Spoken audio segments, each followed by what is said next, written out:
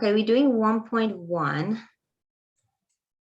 Want to see what is the speed velocity in 1 dimension and 2 dimension. You know the speed is vector. No, sorry. The velocity is vector. Is the displacement over time. And you know displacement gonna be vector as well. But velocity is different. It's gonna be total distance traveled divided by time. I'm just gonna put a little note. Velocity is vector. And it is displacement over time. And here, a speed is a scalar, is total distance traveled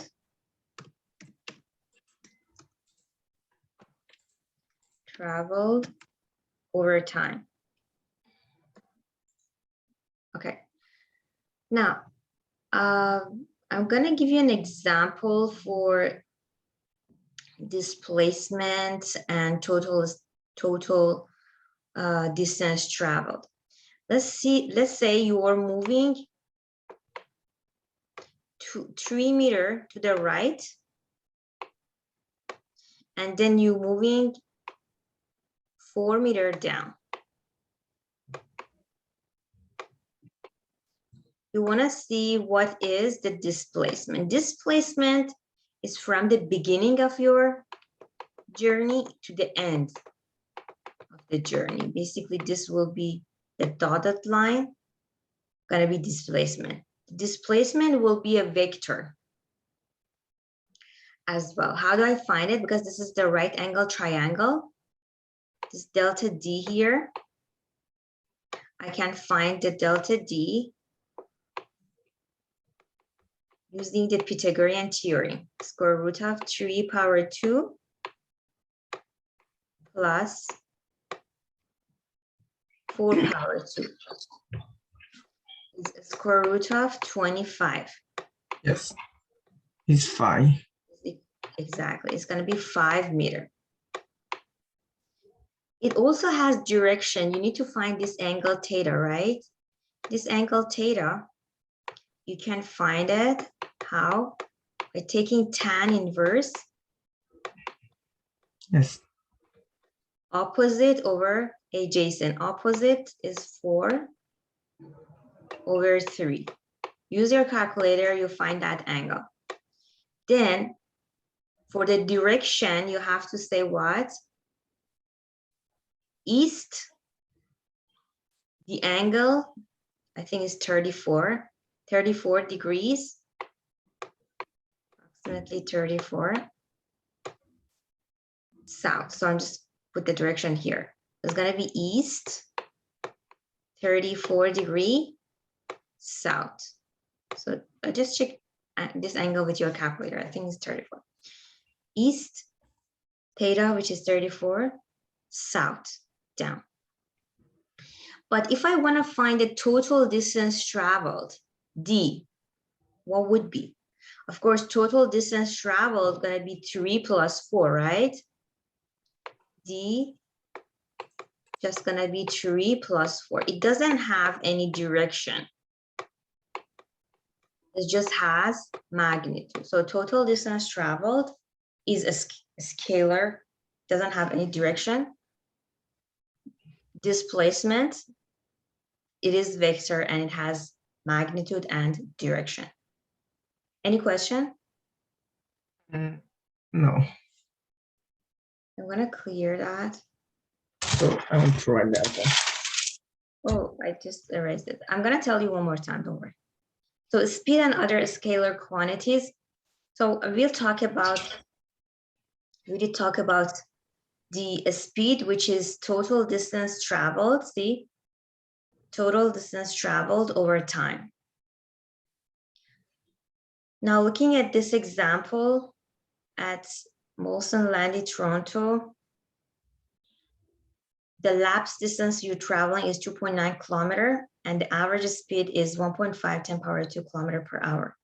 Determine the average speed in meter per second. So kilometer per hour, you wanna convert 1.5 10 power 2 kilometer per hour. You wanna change it into meter per second. So kilometer, you know, 1 kilometer is 1,000 meter. So kilometer need to go down 1 kilometer and 1,000 meter need to go up. Why? Because I want to cancel kilometer and kilometer, true?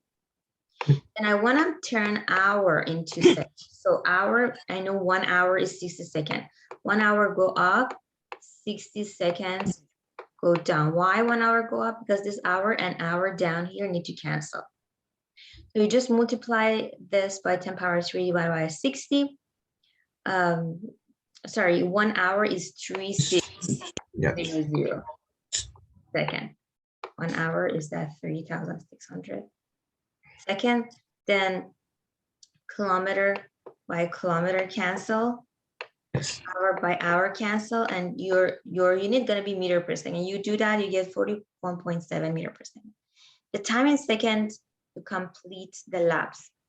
Since you're moving 2.9 kilometer, you just first convert a kilometer to meter by multiplying by 10 power 3. You know the equation is velocity is displacement over time. You're rearranging for time. Means the velocity go down is going to be displacement over time, over velocity. So T go up and V go down, right? Yes. So you have a velocity from the previous step, you turn it to the meter per second, and you have a distance traveled is 2.9. You can find easily the here, D over V, you can find that time. I'm gonna erase this.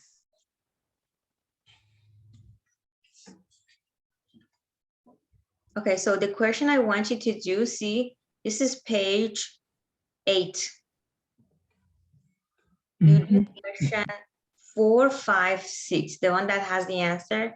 You do it, but you have to show your way. How do you do it? That. So this is page 8. I did talk to you about velocity. I did talk about displacement, right? You know, they are. Now let's just do this question. A cyclist takes 25.1 seconds to cover displacement of 115 east. Calculate the average velocity. So since the displacement is given, time is given, the velocity is displacement over time. Displacement is a vector. Make sure that there is a direction for that. The displacement over time, you divide these two numbers, it's going to be your velocity, and the direction of the velocity going to be the direction of your displacement, which is east. Okay. If the cyclist maintains the same average velocity for 1 hour, what is the total displacement? So if the velocity is that one and the time is 1 hour, just turn it to the second. Now you're rearranging for displacement. The displacement is going to be velocity multiplied by time, right? Yes. You just multiply by these two, you got a new displacement. If a cyclist turn around at D2 and travel to the position D3 in west, what is the average velocity of for the entire motion? So there is a picture toward that. So now the D3 minus D1, the initial minus final position minus initial position, you get the displacement and you just add the time because you want to find the total distance traveled. Then, sorry, the time for both of this. So you're adding the time and displacement over time, again, going to be the velocity. This is going to be the average velocity. Okay, now question number 10, 11, and 12, page 10.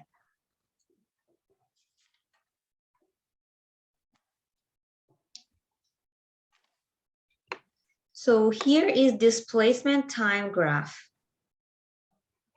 You know, displacement over time graph is there. You know, the velocity is equal to displacement over time, right? So is this run over rise over run? So the slope of displacement time graph will give you the velocity. Basically, the velocity is the slope of the line that you see here. The slope of the line can be found by taking any 2 points on the graph. So let's see. This is the last point here is 990 minus the initial point here. So which is 0, the y of that is 0. 990 minus 0 is your rise over 180 minus 0. Rise over run give you the m, the slope of this line, which is the velocity. Just keep in mind the slope of the displacement time graph is velocity. So looking at this, describe the motion. So this is displacement time graph. The slope is negative, means the velocity is negative. Negative velocity means this is your origin.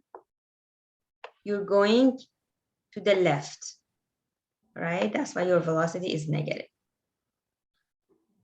Here is the velocity is constant and positive. So this is a velocity time graph. The velocity will remain the same all the time. So the object is moving in a positive direction with constant velocity.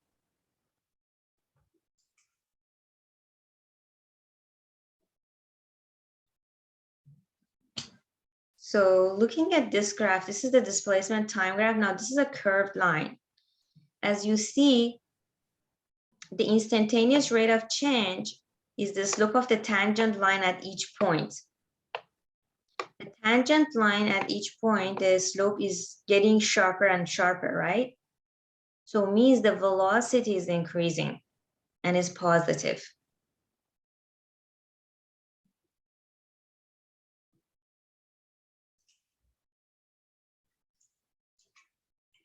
Just scroll down. Now looking at this graph, is the position time graph for the golf rolling along the straight road, which is still downward from the east to west. We describe the motion. Okay, see, this is the displacement time graph. This is kind of curve that you have. So look at the instantaneous rate of change. What happened? It's go down. Exactly. So this is the slope. The slope getting sharper and sharper, right? We have a very steep, a very sharp slope here. Means the slope is the velocity. Your velocity is getting bigger and bigger, and the velocity is negative. Since this is going downward, right? You throw this one into the earth. It's moving down, and it is speed up. True. Calculate the instantaneous velocity at 3. At 3, see, this is the time 3. I just draw the tangent line. Now you need to find the slope of this tangent line. Basically, what you do, you just find 2 good points on your line.